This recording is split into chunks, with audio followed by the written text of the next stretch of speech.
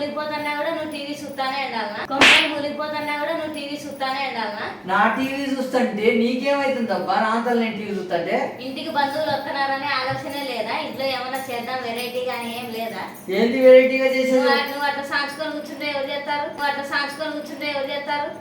ఉన్నది తింటారబ్బా, మనం తినేదే వాళ్ళకి పెడతాం అంతేగాని ఏదైనా కొత్తగా ఏముంది చేయడానికి అన్ని ఇంట్లో ఉండేవి తెచ్చి పెడతాము. ఇంట్లో ఫ్రిడ్జ్ లో అంటుంది కదా పులిచిపోయినది దోశపిండి. పులిచిపోయిన దోశపిండి ఉందన్నావు కదా, ఇప్పుడే చేస్తా. అయితే రాత్రి మిగిలిన దోశపిండి అయితే పుల్లగా అయి ఉంటుంది కాబట్టి దీన్ని అయితే నేను తీసుకున్నాను అనమాట. ఇది వేస్ట్ చేయకుండా మనం ఎంత ఈజీగా ఇంట్లో ఒక మంచి స్నాక్ ఎలా తయారు చేయాలో చూపిస్తాను మీకు. ఇందులో ముందుగా సన్నగా తరిగిన ఉల్లిపాయలు అయితే వేస్తున్నా. ఇట్లా చిన్న చిన్నగా తరుక్కోవాలి. ఈ ఉల్లిపాయలు మొత్తం ఇందులో వేసేస్తున్నా. అలాగే సన్నగా తరిగిన పచ్చిమిర్చి కూడా వేస్తున్నా. కొద్దిగా జీలకర్ర, కరివేపాకును కూడా చిన్న చిన్న ముక్కలుగా కట్ చేసిన, మరీ చిన్నగా కాకుండా కొంచెం పెద్దగానే ఉంది. కరివేపాకును కూడా వేసేస్తున్నా. ఇందులోనే సన్నగా తరిగిన కొత్తిమీర, మరీ సన్నగా లేదు, కొంచెం పెద్ద సైజులోనే కట్ చేసుకోవాలి. చూస్తున్నారు కదా, ఇలా కట్ చేసుకుంటే సరిపోతుంది. ఈ కొత్తిమీరను కూడా ఇందులో వేసేస్తున్నా. కొద్దిగా వంట సోడా వేస్తున్నా. టేస్ట్కి తగినంత ఉప్పు వేసుకోవాలి. ఒకవేళ వంట సోడా లేకపోతే ఈనో అయినా వేసుకోవచ్చు. టేస్ట్కి తగినంత ఉప్పు వేస్తున్నా. ఇప్పుడు మొత్తం గరిటెతో కాకుండా నేను చేతితోటే కలుపుకుంటాను. ఒక్కసారి ఈ పిండిలో మనం వేసిన ఇంగ్రీడియంట్స్ అన్నీ కలిసిపోయేలా కలుపుకోవాలన్నమాట.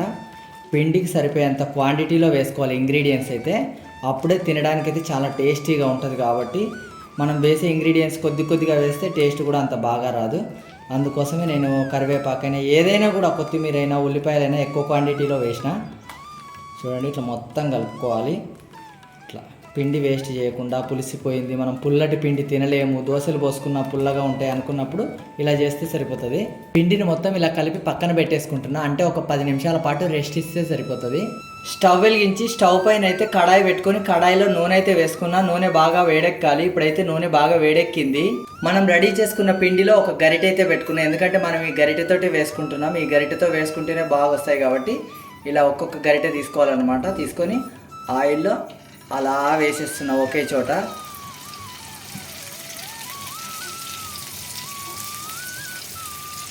ఇలా వేసేసుకోవాలి. కనిపిస్తుంది కదా, మార్నింగ్ స్నాక్ లాగా అయితే సూపర్ ఉంటుంది. నూనె మాత్రం బాగా మరగాలి, బాగా వేడిగానే ఉండాలి. అది ఇలా వేసేసిన బాగా హై ఫ్లేమ్లోనే డీప్ ఫ్రై చేసుకోవాలి. ఇప్పుడు రివర్స్ చేద్దాం. చూసారా, మంచి కలర్ వస్తుంది. అంతే, చాలా ఈజీగా రెడీ చేసుకోవచ్చు. అంతే, ఇట్లా 2 సైడ్లో తిప్పుకుంటూ మంచి రంగు వచ్చే వరకు డీప్ ఫ్రై చేసుకోవాలి. చూసారా, మంచి కలర్ వచ్చేసాయి కాబట్టి ఇప్పుడైతే మనము ఒక గిన్నెలోకి అయితే తీసేసుకుందాం. ఇలా రెడీ చేసుకుంటే సరిపోతుంది. ఇలా రెడీ చేసుకొని ఒక గిన్నెలోకి అయితే తీసేసుకుంటున్నా.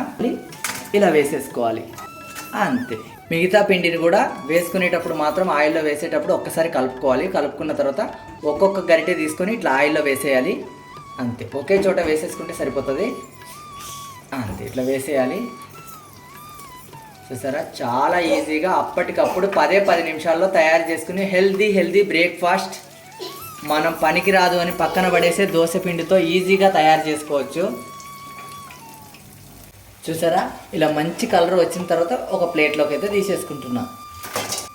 అనుకోకుండా బంధువులు వచ్చినప్పుడు ఇలా చేసి పెట్టండి. చాలా అంటే చాలా ఇష్టంగా తింటారనమాట. ప్లేట్ మొత్తం ఖాళీ చేస్తారు, ఒకదాని తర్వాత మరొకటి లాగించేస్తారు. అంత టేస్టీగా ఉంటాయి. చూసారా, 10 నిమిషాల్లో ఈజీగా తయారు చేసుకునే tasty snack.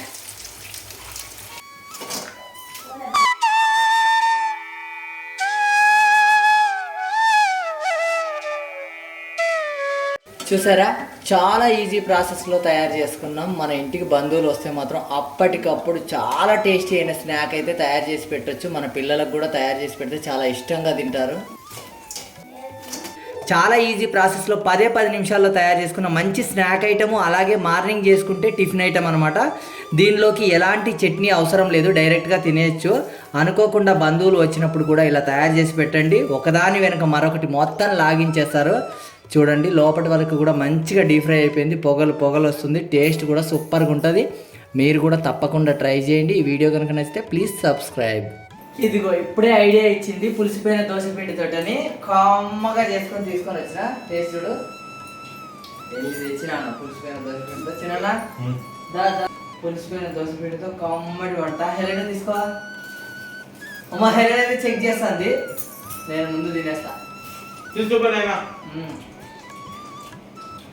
Super super super అంటే బాగున్నాయి. ఆమెట్గా ఎక్సలెంట్ గా ఉన్నాయి. చాలా అంటే చాలా బాగున్నాయి. అందరేమో రోజు ఒకే విధంగా దోశ లేకపోతే ఇంకా ఇడ్లీ పూరి ఇవే నార్మల్గా చేసుకుంటా ఉంటారు. దోశ పిండి మాత్రం పులిసిపోయిందని పక్కన పడేయడం అట్లా చేస్తూనే ఉంటారు అనమాట. అట్లా చేసుకోకుండా ఇట్లా చేసి పెడితే మాత్రము ఎలాంటి చట్నీ అవసరం లేదండి, డైరెక్ట్గా తింటే సరిపోతుంది. తలా 4 తింటే మాత్రం మధ్యాహ్నం వరకు ఆకలి లేదనమాట. మన ఇంటికి బంధువులు వచ్చినా ఎవరు వచ్చినా కానీ ఇట్లా స్పెషల్గా చేసేయండి. స్పెషల్గా ఉండాలన్నా రుచిగా ఉండాలన్నా కూడా ఇట్లాంటివి చేసుకుంటే ఇంకా బాగుంటాయి. చాలా అంటే చాలా టేస్టీగా ఉన్నాయి, మీరు కూడా తప్పకుండా ట్రై చేయండి. సూపర్ ఉన్నాయి, క్రిస్పీగా కూడా ఉన్నాయి చాలా. మీకు కనుక ఈ వీడియో నచ్చితే ప్లీజ్ లైక్ చేయండి, షేర్ చేయండి, సబ్స్క్రైబ్ చేయండి. మరిన్ని మంచి మంచి వీడియోస్తో మళ్ళీ మీ ముందుకు వస్తాం. మరి ఉంటాం. Bye bye bye bye bye bye.